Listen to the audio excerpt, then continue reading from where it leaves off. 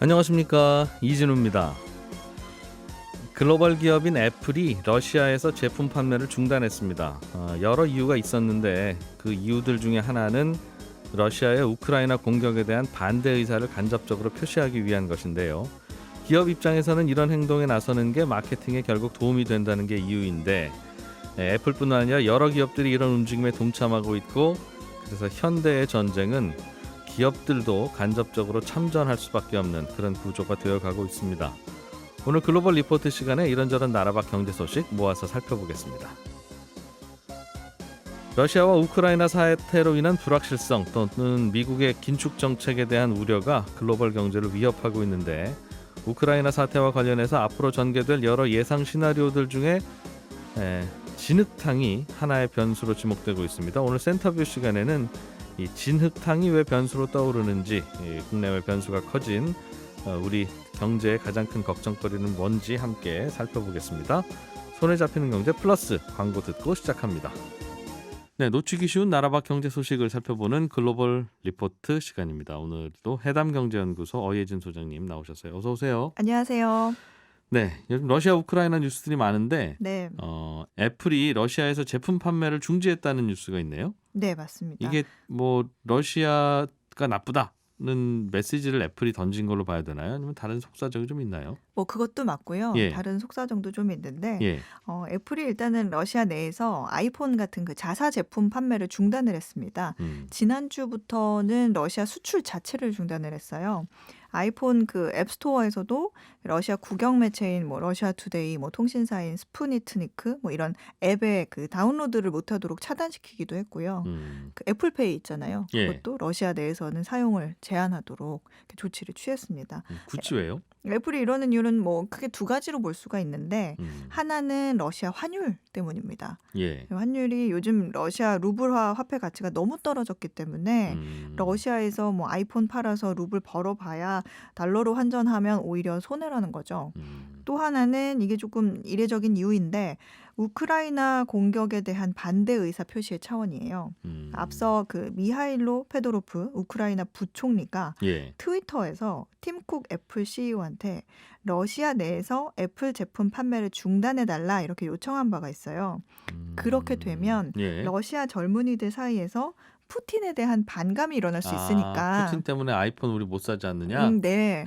그러니까 좀 도움이 될 거다 이런 의미였는데 예. 그걸 받아들여준 것 같아요.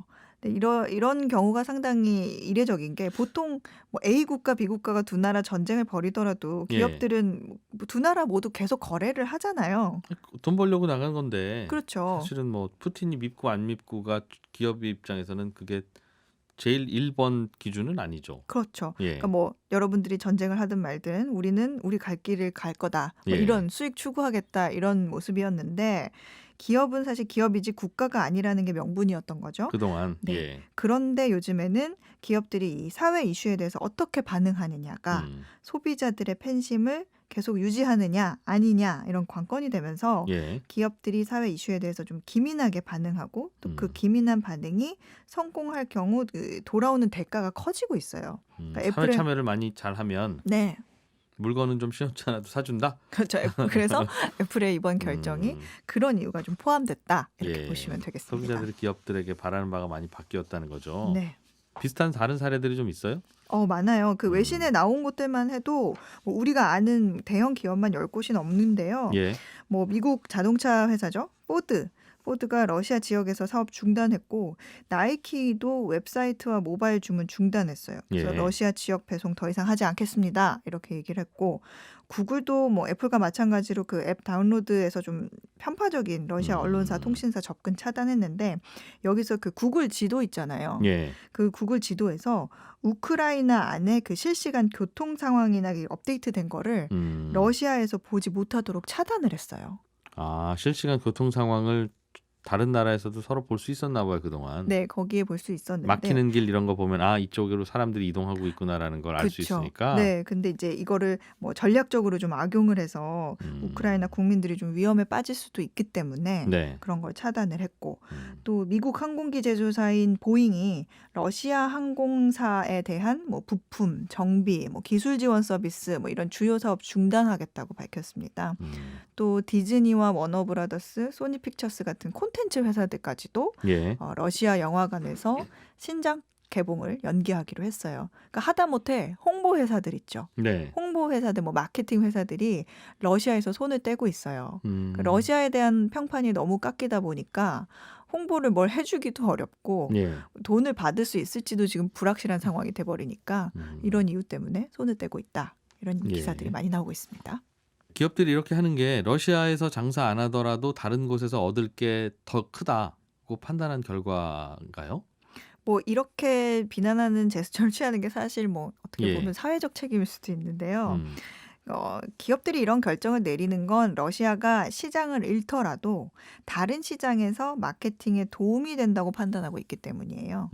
기업들이 최근 몇 달 동안 사실은 러시아를 예. 가장 빠르게 성장하는 시장 중에 하나로 좀 눈여겨보고 있었거든요. 그래서 러시아가 서방국들에게 좀 제재를 받으면서 갑작스럽게 좀 경제적으로 고립이 되는 상황이 발생했잖아요, 지금. 네. 예. 그러니까 이걸 계기로 러시아의 어떤 위험과 보상에 대한 그 다국적 기업들의 관점이 바뀌었다.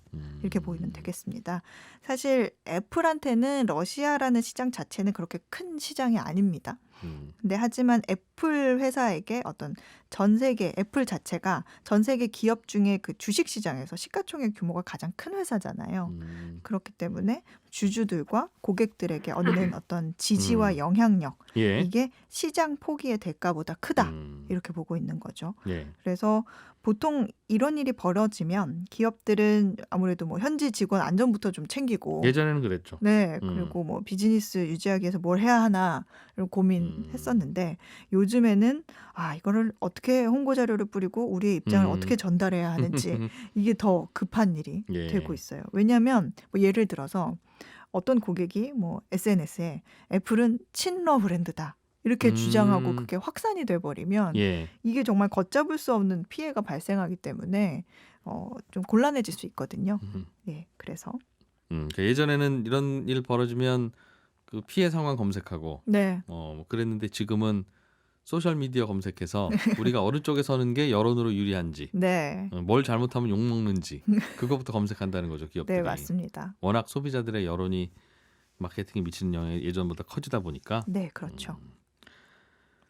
네, 페이스북 이야기를 좀 해볼게요. 요즘엔 페이스북이 회사 이름을 바꿨어요, 메타라고. 맞습니다. 왜 바꿨나 들여다보니까 메타버스를 한다는 건데 앞으로 네, 메타버스가 어떻게 한다는 건지 아직도 한 번도 경험을 못 해봐서 우리가. 네, 그래서 이 페이스북 회사 이름을 메타로 바꾼 이 회사가 앞으로 무슨 사업을 하려는 건지 궁금한데 최근에 뭔가 드러났다면서요? 이런 계획들이 좀? 네, 조금 예. 드러났는데 사실은 아직 정확히는 몰라요. 예. 그렇지만 메타라는 회사가 이 최근까지 출원한 메타버스 기술 관련 특허를 좀 분석해 보면 예. 간접적으로 알 수가 있거든요. 그러니까 뭐 예를 들면 만약에 자동차 회사가 최근에 출원한 특허를 보면 이 회사가 요즘 이런 기술을 자동차에 적용하려고 하고 있구나 하는 걸 알 수 있듯이 메타가 출원하고 있는 기술들을 살펴보면 이런 기술들을 메타버스 서비스에 적용하려나 보다. 이런 기술이 현실화되면 이게 가능하겠구나. 그럼 메타 서비스는 이런 것도 되겠네 하는 걸 좀 예상할 수 있잖아요. 실제로 그래서 해외에서 지금 몇몇 기자들이 예. 메타가 출원한 특허를 검색해서 분석하고 거꾸로 이런 서비스가 준비되고 있구나라는 걸 알게 된 거죠. 예. 예. 구체적으로 어떤 게 메타에서는 그럼 논의되고 있는 겁니까? 어떤 식의 서비스가 될 것 같은 거예요? 이게 메타버스라는 게 어떤 가상의 공간을 체험하는 거잖아요. 예. 그래서 뭐 우리가 스키장에서 쓰는 고글 같은 그런 안경을 쓰면 이 내 주위의 모든 게 다 달라지고 마치 내가 그 상상의 세계에 들어와서 실제로 몸을 움직이는 것 같은 착각을 주는 건데 그래서 밖에서 보면 되게 우습죠. 그쵸. 막 허공에다가 막 팔을 손을 휘젓는 것 같아요. 예. 예. 그쵸. 근데 일단 그 안에 주인공이 실제 사람과 매우 흡사하게 만들기 위한 기술 여러 개 특허를 냈다고 해요. 음. 그러니까 나랑 닮은 아바타가 움직이고 다니면 예. 진짜 나의 분신 같아서 계속 자주 접속할 거라는 걸 노린 건데요.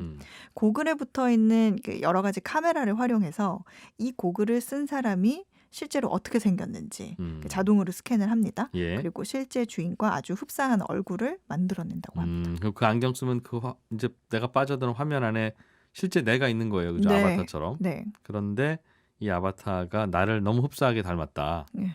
그렇게 구현하고 싶다 이거죠, 메타는. 네. 뭔가 그렇게 재밌어질 것 같기는 한데 그 걱정은 그렇게 돈 들여서 재밌는 세상 만들면 돈은 어떻게 벌 거냐, 이 메타라는 회사가. 네. 그게 그래서 그 뭐 어떻게 한다는 거지 하는 생각이 들어요, 계속. 뭐 아무래도 예. 고글 쓰고 돌아다니면서 이 신기해하는 경험으로 돈을 받고 팔기는 좀 어려울 거고요. 안경을 쓰면 이 마치 우리가 꿈속으로 들어간 것처럼 그 주변이 뭐 밀림이 되기도 하고 먼 외국이 되기도 하고 뭐 바닷속 되기도 하고 다양하게 바꿀 수 있는데 네. 돈을 버는 구조는 결국에는 광고 그리고 인터넷 쇼핑이 될 것 같습니다. 예를 들면 예. 냉장고를 사려고 하는 소비자가 있으면 지금은 그 실물을 보려면 이 백화점이나 마트에 가야 되잖아요. 네, 봐야죠. 문 열어보고 해야죠. 문 열어보고 뭐 다 디자인도 냉동칸 보고. 어떤가 다 보고 예. 그래야 되는데 메타버스는 그 실제 냉장고를 그대로 구현해 놓은 메타버스 환경에서 고글을 쓰면 예. 이 냉장고가 눈앞에 있고 그걸 열어보고 하는 게 다 가상으로 가능하니까 이 실감나게 만들기만 하면 바로 보고 구매를 할 수 있게 될 거다. 예. 이런 거죠. 그래서 메타가 이제 기대를 거는 거는 우리가 그런 고글 같은 안경을 쓰면 우리의 눈동자가 어디를 예. 보는지 실시간으로 다 알 수 있거든요. 메타가 알 수 있겠죠. 예. 네, 우리의 시선이 머무는 곳에 광고를 할 수도 있고 팔 물건을 갖다 놓을 수도 있다는 거예요. 그러니까 훌륭한 그 자동차 세일즈맨이 보통 이게 자동차 보러 가면 예. 고객이 이제 차를 구경할 때 고객이 눈길이 어디로 가는지를 이렇게 보고 있다가 타이어로 가면 그 타이어는 말이죠 하고 설명을 하잖아요. 뭐 핸들을 보고 있으면 핸들에 대해서 설명해주고 예. 그러는 것처럼 이제 메타버스 세상에서는 안경을 통해서 고객이 뭘 보고 있는지를 바로 아니까 고객의 관심사를 더 쉽게 알 수 있어, 이 그렇죠. 환경에서는. 눈길이 머무는 곳에 대한 설명을 해줄 수 있다는 거예요. 효과적인 광고가 가능하다. 네. 원래 옛날에는 광고라고 하는 게 고객의 관심사를 잘 모르니까 네. 그냥 여기저기 배너 광고로 막 하고 그래서 고객이 과연 이걸 클릭하실까 궁금해하다가 한 차원 높아진 게 고객이 검색하는 검색 키워드를 보면 네. 이 사람 지금 이거 궁금해하네 하면서 관련 광고를 보여주는 걸로 진화했는데 네. 여기는 아예 고객의 눈동자가 머무르는 곳이 관심 있는 곳이니 네. 저걸 가방을 보고 계시면 가방 광고를 드릴 것이고 햄버거를 먹고 계시면 뭐 먹는 거 광고를 드리면 된다 그 말이군요. 네. 눈치가 빨라졌어요. 예. 네. 광고하는 방법도 그럼 지금하고 좀 달라질까요? 그렇죠. 이 메타가 낸 특허를 또 보면은 광고를 어떻게 보여줄 것인가에 대한 고민이 담긴 기술 특허도 꽤 있었습니다. 예. 예를 들면 그 어떤 사람이 그 고글을 쓰고 가상 세계에서 백화점에 들어가면 그때부터 이것저것 구경을 하게 되잖아요. 예. 그런데 이제 우리가 실제 백화점에서는 좀 많이 팔리길 원하는 그 주력 제품을 예. 사람들 눈에 잘 띄는 곳에 진열해 놓잖아요. 내 눈높이 맞게 딱 잘 보이게. 네. 예. 그런데 이제 메타버스 환경에서 백화점에는 광고비를 많이 낸 제품들 순서로 눈에 잘 띄는 곳에 구현해주는 방식이 될 것 같습니다. 그리고 또 실제 백화점에서는 옷의 종류가 미리 정해져 있는데 예. 메타버스 세상에서는 어차피 가상이니까 예. 이 고글을 쓴 사람이 40대 남성이면 그 사람이 관심 있을 만한 제품을 보여주고 또 60대 여성이면 또 그에 맞는 제품을 어차피 가상 공간이니까 맞춤형으로 보여줄 수가 있어요. 그러다 보니까 구매로 연결될 가능성이 커지고요. 예. 광고주는 이런 정도라면 내가 광고비를 더 낼 수 있어. 그런 이유가 생기는 거겠죠. 그리고 지금까지는 백화점에 있는 물건들을 인터넷에서 팔 때는 별도의 쇼핑몰을 만들어야 되는데 네. 앞으로는 그러면 진짜 백화점하고 아주 비슷한 환경을 아예 구현을 해놓겠다는 거네요. 그렇죠. 메타버스 세상 안에. 네. 그렇습니다. 그리고 또 이 하나가 고글을 쓰고 있으면 예. 아까 사용자의 표정과 눈빛도 읽을 수 있다 그랬잖아요. 그러니까 지금 이 사람이 슬프구나, 졸리구나, 기쁘구나 하는 감정을 알 수 있기 때문에 예. 그 감정에 맞게 눈앞에 나타나는 콘텐츠를 바꾸는 기술도 특허로 출원을 했습니다. 안경을 쓰고 있으면 내가 뭘 보는지, 어디로 눈길을 돌리는지, 뭐 표정을 보면 무슨 생각을 하는지 알 수 있으니까 예. 이게 어떻게 보면 조금 뭐 위험한가 이렇게 싶기도 하지만 예. 그걸 분석해서 아주 효율적인 광고와 쇼핑 유도를 한다는 거죠. 아하. 뭐 말씀하신 것처럼 지금까지는 뭐 휴대폰이나 PC 화면에서 광고를 하고 쇼핑을 하게 했는데 그러니까 사용자가 어떤 광고를 보는지 알 수가 없었잖아요. 좋아하는지 싫어하는지도 모르죠. 그렇죠. 내 예. 눈동자는 나밖에 모르니까. 예. 그런데 메타버스 세상에서는 이 음. 소비자의 시선에 맞춰서 내가 관심 있는 걸 바로바로 광고로 쇼핑몰로 보여주는 게 가능해지고 예. 그러면 정말 효과가 엄청난 광고가 쏟아질 수 있을 것이라는 게 이 메타가 구현하고 싶어 하는 세상인 것 같습니다. 기술적으로 잘 구현이 될까는 모르겠지만 네. 이렇게 해서 실감나는 세상을 만들어서 더 광고를 잘하고 물건 잘 팔고 그래서 돈 벌겠다. 알겠습니다. 유럽 국가들이 요즘 제일 걱정하는 것 중에 하나는 우크라이나 사태 때문에 네. 러시아가 가스 공급을 끊으면 우리는 그 가스 어떻게 구하냐 이런 거예요. 그러다 보니까 러시아 제재 너무 강하게 하지 말라는 여론도 사실은 있기도 하고 네. 그래서 아예 그냥 일본이나 대한민국이나 중국처럼 중동에서 가스를 액화시켜서 배로 실어와서 그냥 쓰자. 그러면 러시아 가스 파이프로 안 받아도 되지 않느냐 하는 뭐 얘기도 나오는 것 같고요. 네, 맞습니다. 예. 근데 유럽이요. 유럽 가정이 취사, 난방 다 가스로 하기 때문에 예. 러시아산 가스가 없으면 다른 곳에서 반드시 가스를 사와야 돼요. 석탄으로 대신하기는 어렵잖아요. 뭐 집에 가스레인지밖에 없는데 석탄을 주면 어떻게 밥을 해 먹어요? 그렇겠군요. 예. 네. 예. 그래서 예. 유럽은 모든 에너지의 4분의 1을 가스에서 얻고 그 음. 가스의 절반가량 한 40% 정도 러시아에서 가져오는데요. 예. 이런 가스를 어떤 중동에서 배로 실어올 수 있느냐 하는 게 좀 고민입니다. 근데 사실은 이게 돼도 고민인 게 예. 러시아로부터 그 파이프로 받아 쓰는 가스보다 음. 배로 실어오는 가스는 운반비가 더 많이 그렇겠죠. 들어요. 예. 한 30% 정도 더 비싸거든요. 돼도 고민이다. 일단 비싸져서. 네. 그래도 뭐 구할 수는 있어야죠. 예. 현재 유럽이 그 전체 가스의 3분의 1을 파이프에서 얻고요. 예. 나머지 3분의 1을 배로 실어다 쓰는데 음. 결론부터 말하자면 배로 실어오는 게 쉽지 않을 것 같다. 이게 결론이고. 왜요? 왜냐하면 배로 실어오는 가스는 이제 부피를 줄여야 되니까 예. 일단 냉각해서 액화하거든요. 그래서 액화 천연가스라고 하죠. 그렇죠. 예. 그랬다가 다시 가스 기체로 바꿔야 돼요. 예. 근데 그 일을 해안 근처에 그 가스를 다시 기체로 만드는 터미널이 있는데 그 터미널 설비에서 해야 돼요. 근데 이 설비가 있는 나라도 있고 없는 나라도 있어요. 액체로 들어온 거를 기체로 바꿔서 각 가정에 공급해야 되니까 네. 바꾸는 일을 터미널이라고 하는 곳에서 한다고요. 네. 예. 이 스페인에는 터미널이 굉장히 많아서 괜찮은데 네. 독일은 또 거의 없어요. 그래서 유럽의 많은 아. 나라가 이 시설이 부족하기 있는 때문에 나라도 있고 없는 나라도 있어서. 네, 이게 말처럼 쉬운 문제는 아닙니다. 하기야 독일은 러시아로부터 가스 받았으니까 네. 뭐 바닷가 부두에 터미널을 만들 이유가 없겠네요. 그쵸, 그래서 안 굳이. 만들었겠네요. 네. 뭐 터미널 만들면 그럼 되지 않습니까? 뭐 만들면 되는데 예. 터미널을 급하게 짓는다고 쳐도 유럽에 보낼 가스가 부족해요. 세계적으로. 네, 예. 다들 뭐 친환경 한다고 하면서 천연가스를 이제 너도 나도 사다 쓰는 바람에 지금 대부분이 설비를 풀 가동해서 천연가스를 좀 뽑아내고 있습니다. 그래서 유럽을 위해서 더 뽑을 가스가 별로 없다는 얘기거든요. 천연가스 생산국들이 지금 열심히 캐고 있다. 네. 그렇지만 부족하다. 예. 그리고 이제 지금 있는 거에서 좀 한국, 중국, 일본이 좀 덜 쓰고 양보를 하면 좋은데 예. 그것도 어렵죠.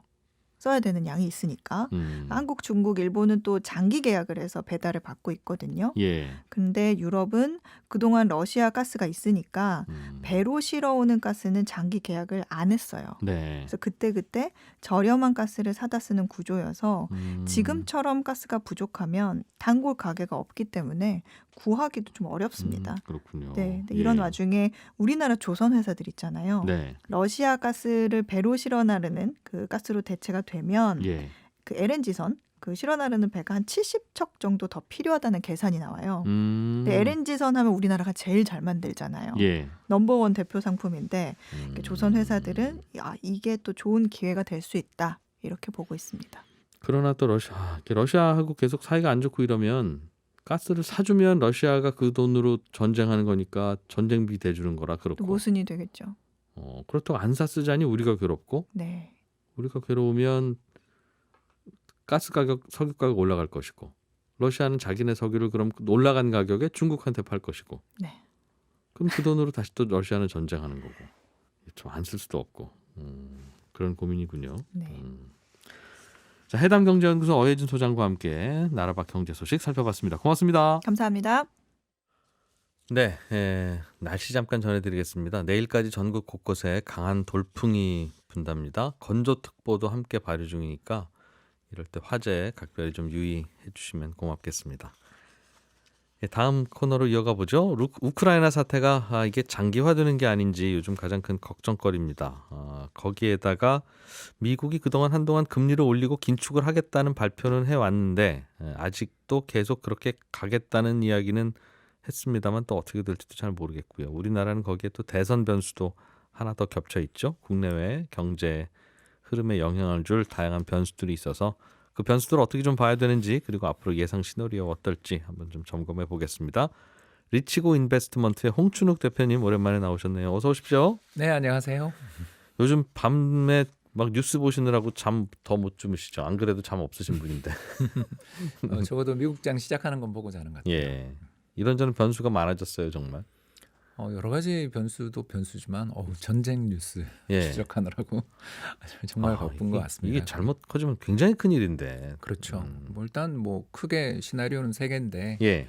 가장 우리가 꿈에도 무서운 건 핵전쟁 시나리오고요. 지금 이번에 핵발전소 공격했다는 이야기 들리면서 사실상 저게 핵폭탄 터뜨리는 거나 다름없는 거 아니냐. 예. 이런 걱정들 하시는 분들이 굉장히 많잖아요. 음. 그래서 일단 그게 최악의 시나리오고 제한적이지만 아무튼 그런 리스크들이 부각된다라는 건 우리가 일찍이 한 번도 생각해 본 적 없는 시나리오로 가는 거니까 이게 워스트 최악이겠죠. 그런 걸 대비한다면 뭐 투자금하고 일단 다 현금화가 답이겠죠. 그럴 수도 있겠고요. 예. 또는 금, 금, 네, 혹은 실물 자산에 대한 어떤 투자들 이런 것들도 나올 수가 있는 거죠. 지금 이번 러시아에서 저는 경제 제재 중에서도 가장 기억에 남는 게 예.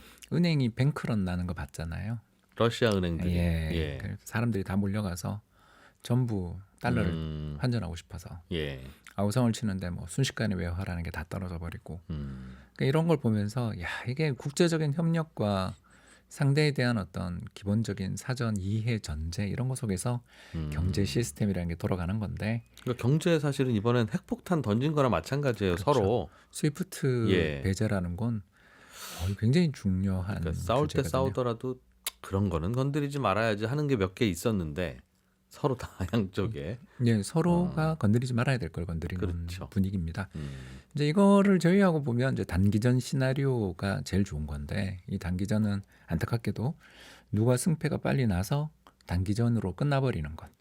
가장 좋은 거야 러시아군 철군이겠지만 네. 혹은 정말 이거는 비극적입니다만 키예프 점령 이제 키예우라고 우리가 불러야지만 예. 그런 일로 끝나게 된다라면 일단 그래도 장기화되는 것보다는 국제적인 차원에서 나을 수도 있겠다. 나올 수도 있는 거죠. 왜냐하면 저희들은 수출로 먹고 사는 나라니까 전쟁이 예. 장기화되고 또 불확실성이 커지는 건 저 역시도 우크라이나의 민주정부 그리고 자주 독립을 지원하고 후원하고 싶은 사람이지만 예. 일단 이건 분석은 분석이니까요. 네. 이제 두 번째에 이제 이야기를 제외하고 본다면 만약 3월 중순 넘어가면 어떻게 될 거냐? 예. 그렇게 되면 이제 장기화로 가는 거죠. 이게 이제 그 유명한 라스푸니차 현상인데요. 네. 이 세계 2차 대전 공부하신 분들 또 나폴레옹 전쟁 공부하신 분들은 다 아는 그 용어입니다. 한마디로 말씀드려서 해동기에 전쟁을 할 수가 없습니다. 봄에는 예. 왜요? 왜 그러냐면 땅은 꽝꽝 얼어 있는데 예. 눈 녹은 물들이 수분을 공급해주기 시작하면서 땅에. 지표만 녹습니다. 특히 우크라이나는 세계에서 가장 비옥한 흑토지대고 이 네. 반건조 토양들은 잘 분말, 미세한 분말처럼 되어 있는 비옥한 토양이라는 점은 좋은 이야기지만 예. 여러분 잘 아시는 것처럼 아주 고운 흙에 물이 들어가는 순간 진흙 반죽이 돼버리는 것들 그렇죠, 많이 보셨죠. 그렇죠. 우리나라 황토도 그렇고요. 그러니까 이런 비옥한 흙, 반건조지대의 비옥한 흙에 밑에 있는 예를 들어서 한 1m 이하에 있는 땅은 꽝꽝 아직 얼어 있는데 지표면만 녹으면 어떤 일이 되겠습니까? 늪이 돼버립니다. 진흙탕이 된다. 예, 그래서 예. 저는 그냥 이런 거 관련돼서 전사, 역사를 워낙 좋아하니까 세계 2차 대전 때 보면 그 유명한 1941년 동부전선에서 나치 독일이 바르바로사 전투라는 예. 전투를 유명한 전투를 합니다. 예. 이 전투에서 모스크바 진격 불과 100km를 남겨놓고서 돈주화됐다고 저희들이 그러는데요. 진격이 멈춘 것입니다. 그리고 쉬운 사냥감이 돼버렸는데요. 예. 네, 그때 당시에 이 모스크바에서 불과 100km 정도 남아 있는 곳까지 펜저를 비롯한 그 수많은 독일군의 그 압도적인 성능을 자랑하는 탱크들이 모두 진흙탕에 빠져서 경단이 돼버렸습니다. 아, 예, 탱크가 빠져나오지 못하는. 이러면 그 봄에 잠깐 그렇게 됐다가 또 다시 말라요? 여름에는 이제 해가 아, 그러니까 눈 녹은 물이 잠깐 빠지는 그 중간에 과도기에 또 진흙탕이 되는군요. 증발량이 적을 때 음, 해가 이제 여름이 되면 네. 증발량이 많아지잖아요. 그러니까 금방 또 그러면서 또 마르는데. 마르는 곳도 생기고 또 단단한 지표를 이용해 볼 수가 있는데 이런 진흙탕이 되고 다시 진흙탕이 언제가 또 되면 10월에 10월에는 또 왜요? 이제 증발량이 또 줄어드는 가운데 아, 해가 낮에 덜 그 쨍쨍하면 여름에 또 내렸던 비들 이런 것들이 이제 땅은 또 밑에 얼기 시작하고 아, 우크라이나가 그런 땅이군요. 예, 그래서 정복자들의 무덤이라고 불리는 지역들이죠. 그 당시에 그럼 독일군이 러시아로 진격할 때 문제가 됐었던 그 지역이 지금의 우크라이나 우크라이나 지역이군요. 지역은 이제 더 심하고요. 그거 모스크바보다 더 심하고요. 예. 그래서 북쪽으로 가면 차라리 그 땅 속에 꽝꽝 얼어 있는 부분들이 천천히라도 녹는 부분이라도 있지. 이 우크라이나 지역은 그보다 훨씬 더 깊게 진창이 되는, 그러니까 수미터가 이르는 지역도 있다고 합니다. 그 당시에는 그럼 러시아 군대는 어떻게 했대요? 그러니까 거길 피해서 또는 적이 거길 들어오기를 기다리고 함정을 파고, 아, 방어하는 쪽에서는 예, 그리고 또는 허위 그 탱크들, 음, 그러니까 그냥 가짜 네. 목표물들을 거기다 둠으로써 음, 거기를 진격해 오도록 그렇게 했다고 합니다. 그래서 그때 당시에는 어느 나라나 다 병력들을 지원해주는 물자를 수송하는 게 또 말이었잖아요. 네네네. 그러니까 이제 말에 발목이 부러지는, 아, 진흙탕에 예, 들어가서. 진흙탕에 빠진. 그래서 이제 그 뒤에 독일군도 알게 됐잖아요. 그 사실을 알게 된 다음부터는 어떻게 하냐면 수송대가 탱크 뒤를 따르는 수송대가 나무를 가져와서 나무로 도로를 만들고 아, 통나무 잘라서 갖고 예, 다니면서 그러니까 예. 깔고 지나가고 다시 회수하고. 그 과정에서 야. 그 소련군의 병력이 재편되고 특히 이제 랜드리스라고 불리는 미국의 지원 물자들이 도착하면서 시간을 많이 벌었군요. 시간을 벌면서 결국 이 진창에 늪에 빠지는, 그래서 진격이 멈추는 일들이 그때 벌어졌다고 합니다. 그때 소련, 러시아는 서방편이었죠. 그래서 그때는 독일이 미국에서 어마어마한 군수 물자를 거기다 수송해주고 특히 우랄 산맥 인근에 있는 공장에서 예. 거의 뭐 이제 우리들이 이야기하는 T-34 탱크를 찍어냈다고 수만 대를 생산했다고 그러잖아요. 그래서 물량으로, 그러니까 예. 성능은 비교가 안 됐는데 물량으로 상대를 몰아낼 수 있는 그 시간을 벌었던 게 그때입니다. 이걸 그 진흙탕 현상을 라스푸니차 현상이라고 부르는데 그렇습니다. 이게 아직은 안 나타나고 있습니까? 근데 우크라이나에서? 서서히 나타나는 모양입니다. 예, 근데 이제 이게 본격화되는 건 3월 중순 하순으로 가면 거의 전역이 진흙창이 되는데다가 두 예. 번째가 우크라이나 1인당 국민소득이 태국의 절반 정도잖아요. 예. 못 삽니다. 못 사는 나라가 사회간접자본이 잘 아, 도로 정비돼 같은 게 있겠습니까? 많지 않으니. 그래서 단단한 땅을 중심으로 해서 당연히 도로는 건설돼 있는데 그 도로들이 상태도 되게 안 좋은, 그리고 탱크라는 게 도로를 따라간다라는 건 이건 자살행위잖아요. 그렇죠. 노출되니까. 예, 그게 바로 1990년, 91년에 있었던 예. 걸프전 당시 이라크의 공화국 수비대가 고속도로에서 대학살을 당했던 게 바로 그때입니다. 그러니까- 그렇기 때문에 도로로 그냥 가면 되지라는 건 말이 안 되는 거고요. 실제로 지금 러시아군의 진격이 고속도로 상에서 중지돼 있다는 이야기 들으셨을 겁니다. 왜 그러냐면 뒤에 그 석유를 싣고 가는 탱크롤이나 아직 안 와서. 후속 물자들이 또 게릴라전 또는 드론 공격 등으로 어려움을 겪게 되면 선두가 멈춰버리게 되고 그 멈춘 선두는 좋은 공격 목표물이 돼버리는 거죠. 그러겠죠. 그러니까 이런 일들이 있기 때문에 두 가지죠. 일단 뭐 우크라이나군이 굉장히 잘하고 있다. 두 번째, 베이징 올림픽이 끝날 때까지 전쟁을 미뤘던 게 러시아군에게는 지금 상당히 뼈아픈 실책이 된 것 같고, 예. 근데 이제 뭐 아직 열흘 정도 남았으니까 저희가 뭘 알겠습니까?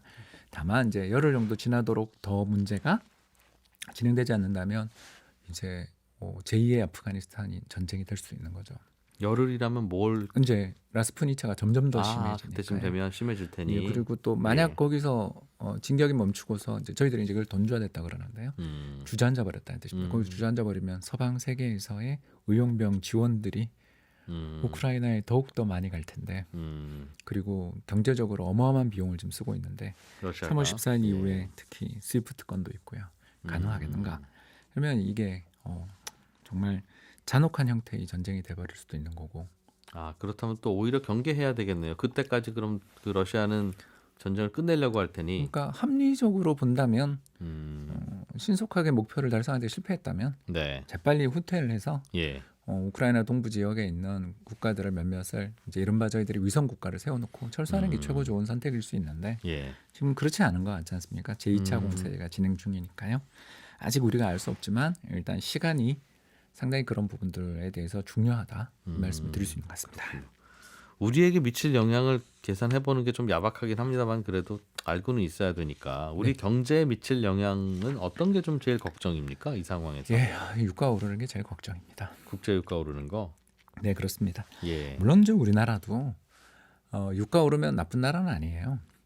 왜요? 왜 그러냐면 우리나라 전체 수출에서 석유화학 제품이 2위, 석유 제품이 또 5위 정도를 차지하는 5, 6위를 차지하는 어마어마하게 큰 수출 부문이고요. 네. 또 이와 연관을 맺고 있는 선박 부문이 또 10위 정도를 차지합니다. 그리고 이 세 분야 모두 지금 두 자릿수의 수출 증가를 기록하면서 우리나라 전체 수출의 전년 동기 대비 20%라는 좋은 숫자를 기록하는데 가장 큰 공신이었거든요. 예. 그리고 더 나가서 또 우리가 그 CIS 지역이라고 부르잖아요. 이제 러시아부터 시작해서 독립국가 연합 지역으로 우리나라 수출 금액이 얼마냐? 2월달 한 달 동안 수출 금액이 얼마인가 봤더니 13억 불에 불과해요. 그래서 우리나라가 한 달에 보통 5, 600억 불 수출하거든요. 예. 그러니까 너무 적은 분야니까 우리는 손실은 크지 않은데 상품 가격 인상에 따른 효과를 누릴 수 있다는 점에서 단기전으로 끝난다 그러면 또 나쁘지 않은데 이제 중장기 요인으로 아까 제가 잠깐 설명드렸던 예. 전쟁이 장기화되는 가운데 이제 빼지도 막지도 못하는 그런 상황에서 지구전으로 흘러가고 이제 점점 더 장기화되며 또 서로의 감정이 격화되며 잔혹행위들이 벌어지는 그런 일로 쭉쭉 가게 된다면 결국은 전 세계에서 가장 중요한 에너지 수출 국가인 예. 러시아산 원유나 천연가스는 이제 우리가 구경할 수 없는 상태로 가게 된다면 이제 그때는 원유 가격의 상승에 중앙은행들이 어떻게 대응할 거냐가 아하. 점점 더 이제 중요해지겠죠. 그렇군요. 우리나라는 올해 한 3% 정도 경제 성장률 있을 거다. 그래서 금리도 몇 번쯤 올릴 거다라고 일단 한국은행이 전망하고 있어요. 이것도 일단은 그 이 전망은 유지하는 게 맞는 것 같습니까? 아니면 좀 어제 많이 한국은행 발표했는데 네. 일단 숫자 전망은 합리적으로 보이긴 해요. 3% 정도 경제 성장률 전망을 해주셨고 특히 그 안에서 어디가 주도하냐 이렇게 봤더니 우리가 이제 위드 코로나로 가고 있잖아요. 예. 네, 사실 그러면서 소비가 그동안 되게 힘들었었는데 소비 증가도 좀 나올 것 같고 또 이 건설 투자가 하반기에 크게 늘어날 거라는 전망은 예. 저도 좀 동의하게 되거든요. 지금까지 안 지었던 재건축 재개발 예, 그런 뭐 것도 정책 있고 좀 바뀌면 우리 또 대통령 선거 이야기도 좀 해야 되지만 예. 불확실성 요인이잖아요, 사실은. 그러니까 정책이 급격한 전환이 있을 수도 있고 규제가 바뀔 수도 있다라는 점들은 사업을 추진하는 데 있어서 일단 좀 기다렸다 하자. 차라리 안 바뀐다고 했으면 그냥 지었을 텐데 바뀔지도 모르니까 바뀔지도 모르죠. 그거 다 보고 하자는 거죠. 예, 그런 것들이 다 하반기 성장 요인으로 일단 한국은행이 지목을 했더라고요. 그래서 저는 상당히 이건 일리 있는 전망이다. 예. 근데 이제 다만 이제 걱정이 투자죠. 투자는 상반기 마이너스에서 하반기 설비 투자가 플러스로 돌아설 거라는 그런 전망을 하셨는데 예. 이건 이제 우리가 모르는 거죠. 왜냐하면 해외 경기와 연결 그렇죠. 해외 경기와 연동되고 수출이야 아까 제가 말씀드린 요인으로 예. 수출은 올해 우리나라 좋을 것 같거든요. 왜 그러냐면 가격이 올라서 예. 그러니까 무역 수지는 적자가 날 수 있어도 수출 자체는 잘 돌아가는 환경이니까 예. 괜찮은데 이제 기업들의 투자 문제들이 좀 불확실성이 있어서 3% 살짝 미달할 리스크도 지금은 있다 예. 이렇게 봅니다. 그렇군요. 대선은 조금 전에 언급을 해주셨습니다만 그런 불확실성을 해소하는 변수가 될 것 같다. 기다리고 있었던 게 있으니까. 그렇습니다. 그 이후에 그럼 대선 이후에는 어떤 게 제일 변수일까요? 오늘 러시아 우크라이나 전쟁도 중요한 변수이고. 그것도 그거지만 예. 저는 석유 메이저 회사들의 투자를 봐야 된다. 유가 때문에. 예, 지금 러시아가 아까 제가 잠깐 이야기하다 말았지만 그러니까 이제 이게 지금은 러시아가 잘못했다 철수 이러면 사실 풀어줄 가능성이 있는 시기잖아요. 아직은. 뭘 풀어주죠? 그러니까 규제나 규제를, 스위프트 규제를. 규제라든가 예. 또는 대러시아 수입 중단 이런 것들은 러시아가 우리 좀 잘못 생각했다. 우리 동부 지역에 우리 러시아 사람들 보호하러 왔어. 이런 예. 정도로 이제 지금 현재 가능성은 낮지만 그러고 나가주면 라스푸니치 앞두고 아이고 이거 안 되겠다. 예. 이렇게 하고 나가면 사실은 그냥 일시적인 걸로 끝나는데 네. 아까 제가 이제 워스트 시나리오 중에 하나로 장기전 또는 잔혹 행위 뭐 이런 것들에 대한 민간인에 대한 학살 예. 여부 이런 것들이 이제 걱정이 좀 된다고 말씀을 드렸는데 그렇게 된다면 유가는 장기적으로 보면 꽤 오르게 되고요. 제가 이제 왜 이 말씀을 드리냐면 지난해 한 해 동안 전 세계의 메이저 석유 회사들이 영업 부문에서 돈을 얼마 벌었냐면 120조 원을 벌었어요. 와. 뭐 어마어마한 대박이 났습니다. 그래서 이 세계에서 지난해 가장 수익성이 좋았던 산업이 석유 채굴 산업과 운송업이었습니다. 해운선. 운송업은 컨테이너선. 예, 그래서 운임. 거기도 거기는 180조 정도 벌었고요. 네. 그래서 예, 그렇습니다. 근데 그 중에 얼마를 작년에 자기들 시설 투자했냐 봤더니 예. 40%를 안 했더라고요. 원래는 어느 정도 예, 하면 거의 뭐 100% 가까이 벌어들은 거 계속 시설 투자하는 게 70%까지 하죠. 거의 100% 가까이 합니다. 왜? 수익성이 좋으면 똑해면 투자를 해야죠. 좋으니까. 예, 근데 이제 이게 나오려면 좀 석유 산업에 대한 어떤 규제 리스크들도 좀 예. 완화되고 또 더 나가서 정부 차원에서의 지원, 우리 비축류 방출 이야기 나오기 시작했잖아요. 예. 이런 것들을 감안해 보면 이쪽에서 투자가 이루어지기 시작하면 2014년 시나리오도 배제는 할 수 없는 거죠. 2014년에 무슨 일이 있었는데요? 어떤 일이 있었냐면 2월에 크림반도를 예. 합병하는 러시아가 이제 1차 전쟁이 됐죠. 지금 생각하니까 지금 2차 전쟁이고요.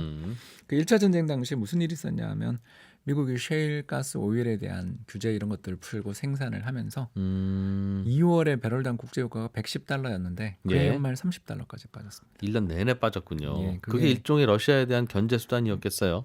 러시아의 유일한 수출품이라고도 할 수 있으니.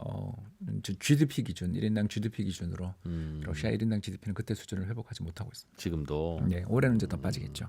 그러니까 한마디로 말해서 어떤 전쟁에 대한 가장 중요한 억제책은 그 나라가 가지고 있는 가장 강력한 경쟁력을 해체시키는 거잖아요. 네. 그 해체시키는 방법이 당신들 좀 마진을 보장해 줄 테니까 또는 이런 거에 대해서 여러 가지 우리가 지원을 해줄 테니까 예. 증산하라. 그리고 우리 좀 2050년까지 탄소 배출 제로 목표를 했었지만 그 좀 연기하자. 전쟁이라는 이런 극단적 상황이 왔을 때는 목표를 이쪽 산업은 좀 우리가 유예할 수 있다. 뭐 이런 것들이 나온다면 이건 굉장히 큰 전환점이거든요. 그래서 실제로 지난주 이제 바이든 대통령의 말들이 좀 바뀌기 시작했다는 거 느끼셨을 텐데 이쪽 바로 석유 메이저들의 투자가 늘어나고 특히 이미 예. 개발 다 해놓고 채굴 안 하고 있는 쪽이 많거든요. 그쪽이 변화한가에 대해서는 우리 앞으로 봐야 될 것 같습니다. 이거는 친환경 정책의 유턴으로 볼 수도 있어서 그것도 또 그쪽 산업에도 영향을 많이 주겠네요. 일단은 악영향일 텐데. 이게 그래서 쉽지 않은 거죠. 그러니까 이게 사태가 이 지경이라고 저희가 표현하는데 이 상황에 대해서 국제유가 $110가 되도록 아직도 못한 건 이런 부분이 있지 않나 생각합니다. 예. 예. 니치고 인베스트먼트 홍춘욱 대표였습니다. 고맙습니다. 감사합니다. 예, 손에 잡히는 경제 플러스 여기서 마무리하겠습니다. 금요일이네요. 저는 일요일 아침 7시 5분에 손에 잡히는 경제 주간 하이라이트에서 한 번 더 만나 뵙겠습니다.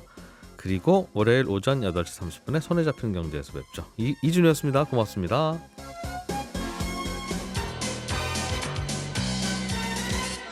더 깊고 더 재미있는 경제 이야기 이진우의 손에 잡히는 경제 플러스.